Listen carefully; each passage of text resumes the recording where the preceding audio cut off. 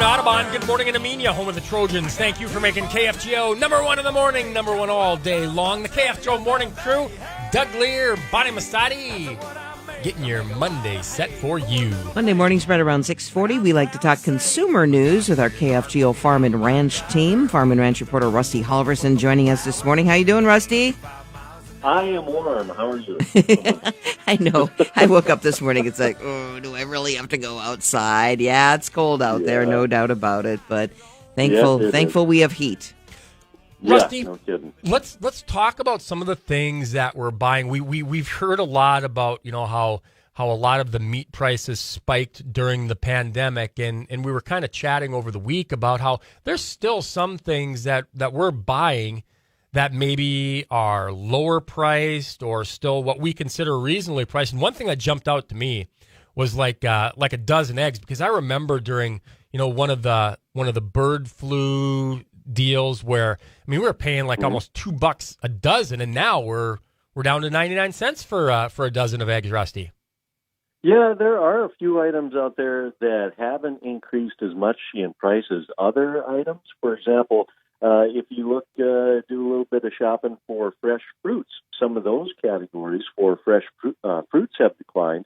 But in many categories, we still have seen increases compared to pre-pandemic levels.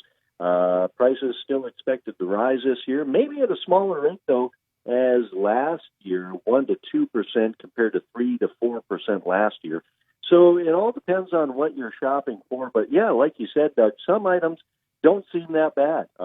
When you look beyond food staples, the outside markets that we look at for consumer goods, apparel and used cars are holding fairly steady in price, haven't risen as much as maybe some other items that we're used to shopping for. And gas prices are pretty decent.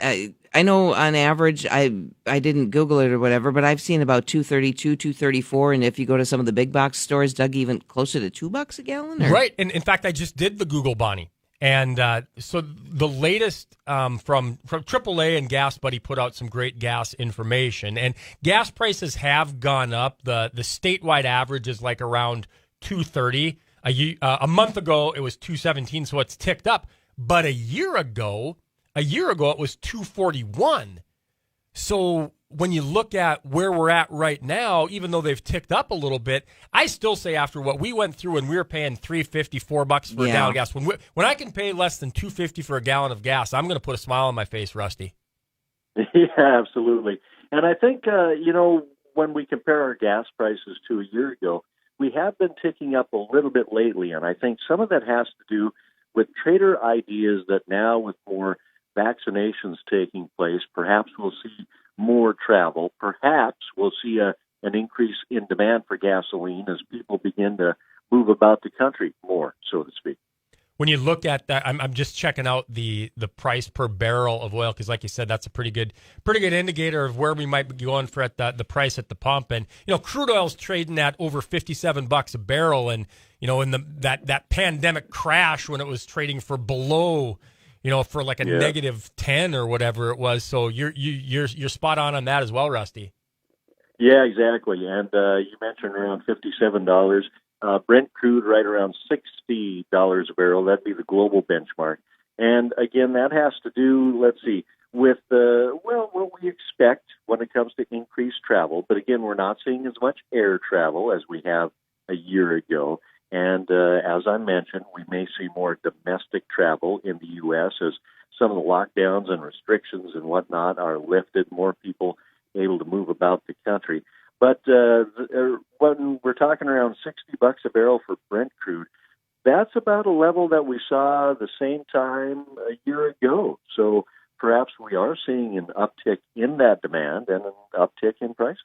KFGO Farm and Ranch reporter Rusty Halvorson joining us here on the KFGO Morning Crew for our consumer news segment. And circling back to the grocery store, I think ground beef prices have really come down from where they were at the height of pandemic. It was pretty expensive what we were paying, but smart shoppers know, Rusty, that it pays to watch those flyers that come out from the stores each week, and also look for those deals in those end cases, especially in the meat department. Yeah, retail meat prices have been a little bit slow to decline compared to some other goods. But prices, we could revert back to pre-pandemic levels. But again, when we're looking at overall food price and food price consumer index prices, according to the UN, the FAO, prices rising by about 4% in January, and that'd be at a level that we haven't seen overall since about 2014. Some other things, I lean toward outside things that we look at for prices. Another thing that hasn't gone up much in price, recreational things like movies or online rentals that we have. When it comes to household income, we spend about 13% on food. About 17% goes to transportation, like our car payments, our insurance, our gas, our oil changes. And one thing that hasn't really changed, housing prices. Around a third of our overall budgets in the U.S. for the average household goes to housing. And we could see home prices rise about 5 or 6% this year, according to some calculations. Interesting. I don't want to take up an entire half hour, but I could. One thing that we didn't touch on, but we have people that put want ads out looking for ammunition. You want to talk about something that the price has gone up. The demand is skyrocketing. Guns and ammunition is definitely something, but that's a whole nother topic, Rusty Halvorson. And somebody asked about why and I know the toilet paper because we had a run on it, but do you know why eggs went up so much during the height of the pandemic? Was there a shortage or what was going on there, Rusty? Well, I don't know if there's so much a shortage, but I think it did have a lot to do, just some of our changes in the way we were buying goods and the way we were eating more at home. And Sure. I think that had a lot to do with it. That too, and then there was businesses that just shut down. Maybe some of the producers shut down as we were trying to figure out what do we do? Can we be open safely during the pandemic? And then all the extra sanitizing, all that, the cost of all that stuff has to trickle down to the consumers as well. Yeah, absolutely. Because the egg industry, just like many of in the meat industry, had COVID-19 cases in their processing facilities. Oh yeah, that's right. Yeah, work slowdowns, output slowdowns, so it all ties together You for sure. Great stuff. All right, Rusty, we'll catch you again about 7:25. Sounds good to me. All right, KFGO Farm and Ranch reporter Rusty Halvorson joining us here on the KFGO Morning Crew.